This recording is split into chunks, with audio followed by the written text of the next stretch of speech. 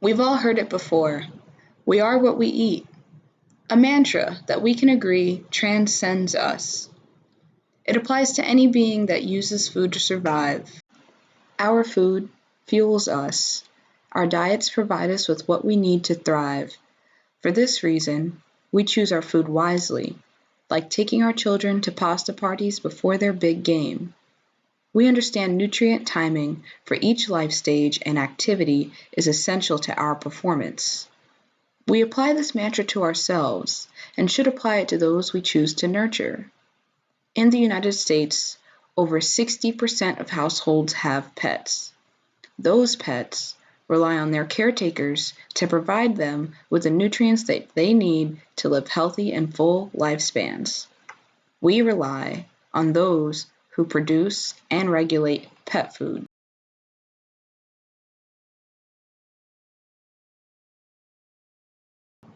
The commercial pet food industry faces many challenges. Pet food companies create diets that use ingredients that can harm our pets.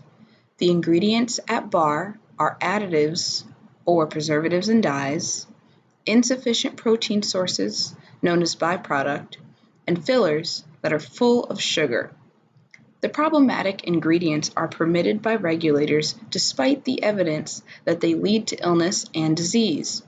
In this documentary, we will review the current regulations, the issues with the ingredients, and how our pets are affected. There are three major stakeholders that create rules on what is permitted or prohibited, as well as what is recommended for pets' diets. They are as follows: the Food and Drug Administration, the Association of American Feed Control, and veterinarians. The FDA is an agency within the U.S. Department of Health and Human Services. They are responsible for assuring the safety, effectiveness, quality, and security of pet food. The FDA requires that food products list their ingredients by weight. The FDA then relies on the Center of Veterinary Medicine, as well as the AAFCO, to establish the ingredients that are generally recognized as safe for use. The AAFCO is composed of state, federal, and international officials who are responsible for the standards of state laws regulating the safe production and labeling of pet food. Each year, the AAFCO publishes its official publication, a list of accepted ingredients for states to voluntarily adopt when regulating animal food. Based on the veterinarians and AAFCO standards, pet food companies are permitted by the FDA to use questionable and dangerous ingredients like unnecessary additives, cheap protein sources, and fillers. I want to look at veterinarians and how they have been educated. Nutrition in veterinary school is about pet food company reps driving in, creating curriculum, educating people, giving sponsorships and whatever else, lavish dinners as soon as new graduates hit the ground, and sponsor conferences. Like you open the booklets and the bulletins of any conferences and you see the pet food company names and drug names and drug company names, and that's it. Because nobody else actually has the money to compete for the advertising dollars, right? So we have this education system that has been very well designed. And then we have another problem. Now, most veterinary clinics, if I'm correct, at least that's what I've seen in Canada, most veterinarians would take home $20 out of every 100 that they bill. And most veterinary clinics make about 30% of their gross revenue on sales of pet food. So when you think about it, quite often not selling processed food and special diets that are exclusive to veterinarians would mean that your vet's clinic would not survive. Now that we've established the current standards, let's review the ingredient concerns. Dyes are not nutritional for pets, yet they are in our pets' diets. Preservatives are chemical substances added or sprayed on the outside of our food to retard spoilage, deterioration, discoloration, or contamination by bacteria and other diseased organisms. In recent history, colors were added to food to conceal spoilage or discoloration in less than fresh food. Some of the colors contain toxins such as mercury, arsenic and lead, which had severe side effects for pets. These issues with some dyes led to the Color Additives Amendments, which required more government oversight and scientific evidence of safety for color additives used in human and animal foods. Today, only certified and approved dyes are used in pets' diets. Now, I bet many of you are wondering, what are artificial food dyes? Well, they are a set of chemicals that are added to our food to enhance the color and appearance. They are man-made, petroleum-based, and banned in many countries. They provide no nutritional value, and many have been linked to cancer. As you can see, their only purpose in their food is to please the eye of the owner. We want to believe the red hues are from the meat, the green hues are from the vegetable, and whatever other ideas about food we associate with color are being provided to our pets. The history of preservative use, it's a long history and really has allowed people to formulate dog foods that they could produce in bulk that required minimal handling or refrigeration or those sorts of things. So on the surface, preservatives appear to be very useful and beneficial in the sense that we can have a large volume of dog food that we purchase at a cheap price, doesn't require special handling or special refrigeration. And so on the surface, it all sounds like this is a really good thing. But we're learning as time goes by. We've had several outbreaks of preservative-related disease, both in humans and animals. And we've seen that across the board. We've seen it with preservatives that are used on fresh fruits and vegetables, and we've seen them in preservatives that are used in commercial production of things like dog food and other types of food sources. The acute toxic, whenever a preservative makes it into the food chain, it goes through some research to verify that it isn't acutely toxic, either to laboratory animals or to the animals that it's ultimately going to be fed to, or to people if it happens to be a human food. These sorts of studies look at acute toxicity. They look at different dosage ranges and they look at the effects acutely after maybe 1 or 2 exposures. But the chronic studies and so most of the preservatives that we use in commercial pet foods have undergone some scrutiny and have been verified to be, maybe they're safe at the dosage that's used in the manufacture of the foods. But what's lacking sometimes is what happens with a lifetime accumulation or chronic dosing of some of these preservatives. We actually don't know what the full ramification of eating preservatives throughout a dog's lifespan. We don't know what that can actually cause. We don't know that for humans either, for many of the things that are in our foods. And there's more and more evidence that's indicating that they are associated perhaps with chronic diseases. Despite the stricter guidelines for artificial additives, such as coloring and preservatives, it is worth asking ourselves if the risk is necessary. We currently might assume that the approved additives are safe, but based on just recent history, we could be wrong. One major retailer shows us it's not necessary. Lauren Ray never had a dog before Bear, a 9-month-old shepherd mix. I truly fell in love, so I care about him like I would like a brother, sister, child kind of a thing. That includes giving him the best food she can.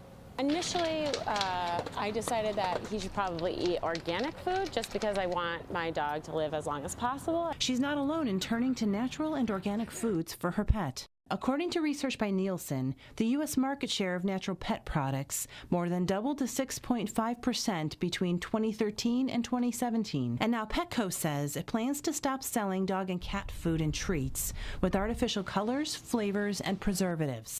The move is the first of its kind among major pet stores. The company says it's making the change because artificial ingredients are a big concern for pet owners. Here we can see the extensive list of additives and products that Petco will no longer sell because they have deemed that these additives are unsafe for our pets to consume. Protein sources that are used in commercial pet diets have also been a center of controversy.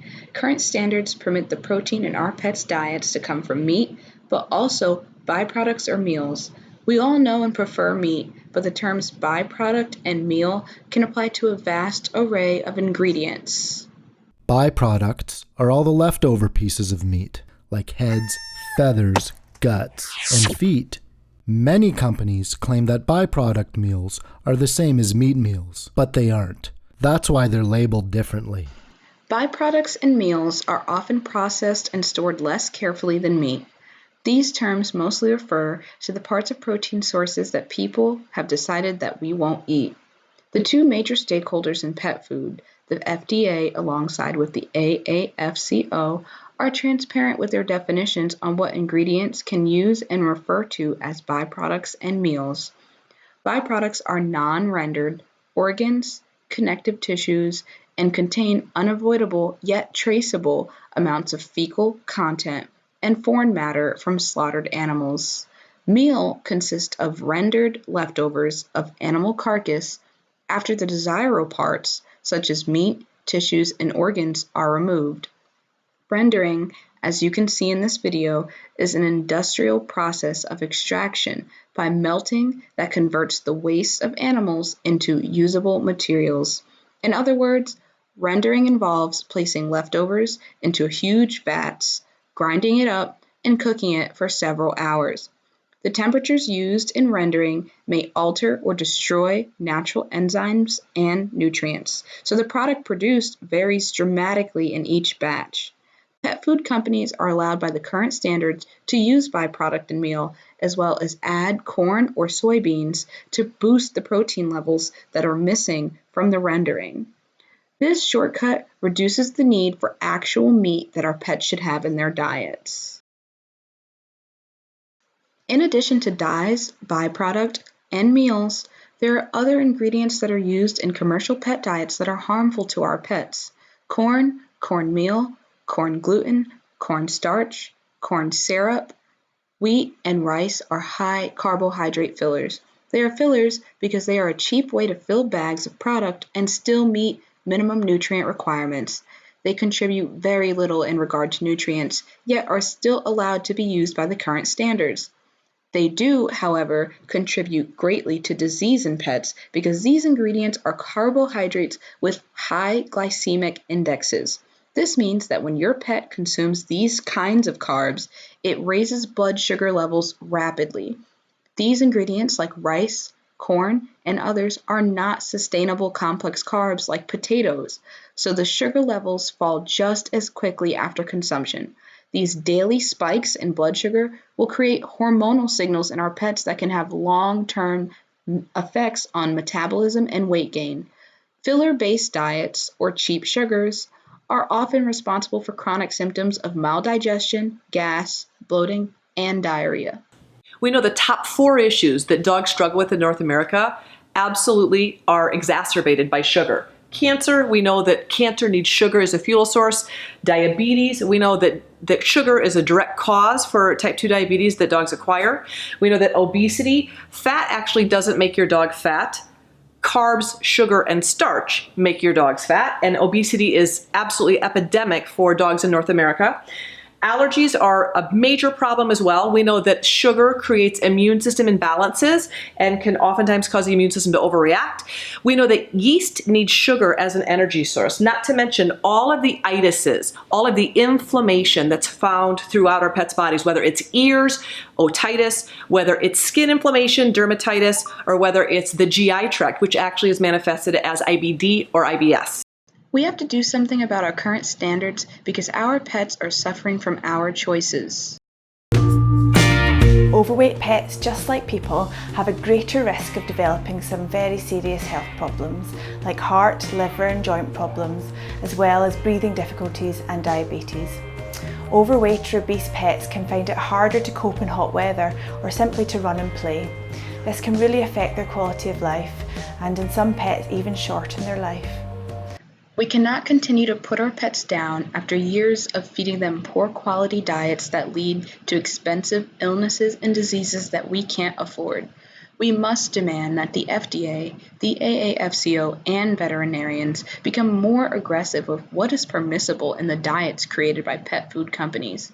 Fillers, low-quality protein, and unnecessary additives like dyes have continued to reveal themselves as dangerous for our pets' longevity. They should be evaluated, as well as other ingredients, with lifetime studies. It is also important that veterinarians are required to take nutrition courses in order to better serve our pets because we all know that we are what we eat. As consumers, it is imperative to research and educate ourselves on what we are feeding our pets in order to avoid the heartache of our pet falling ill.